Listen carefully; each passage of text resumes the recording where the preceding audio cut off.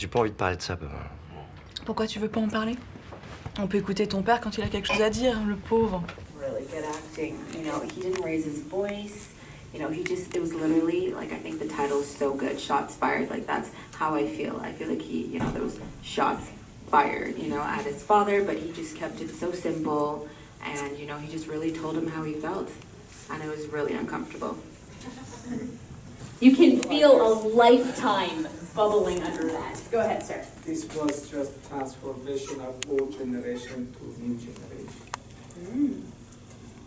Can you elaborate on that a little bit for me? So the old generation, how they were thinking and how they were raising their children, and the new generation that they don't want that bad experience of old generation. So they are changing.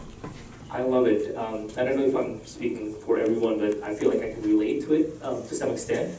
You know, there's things that I used to complain about my dad, for example, and I remember thinking that, you know, once I grow up, I don't know if I can become a good dad, but I know for sure, like, I probably won't be like you in, you know, a certain sense or something like that. So I was kind of already guessing why he didn't act like his dad, is probably because he didn't want to become like him. Yeah, like along those lines, I almost found it ironic because he was such a brutish character, like such a brute, and even the way he was chewing and like just not very graceful, and yet he must have done something right, I think, because he raised such a seemingly wonderful son who's empathetic and wants to raise his own son differently. And even though his dad, like I said, is a brute, he doesn't react the same way towards him. He's still very respectful, and even though he was saying all those things, he did it in a very respectful way. He didn't swear, or all the things that you might normally, how you might normally react to someone who is reacting that way to you. So the dad almost did a good job raising him. So it's like, yeah, kind of ironic. I thought, wow, one hits like a hammer and one cuts like a knife, but they're still hurting each other. Right. Two different styles of anger, but there's still anger on both. So what passed down still got passed down.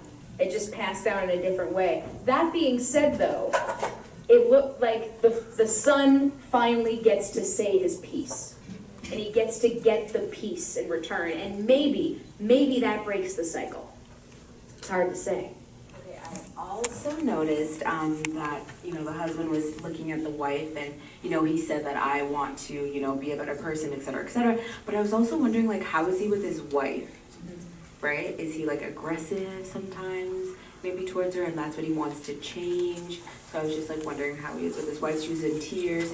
Was she in tears because she's so proud that he said that, or, you know, because she's, like, scared, right?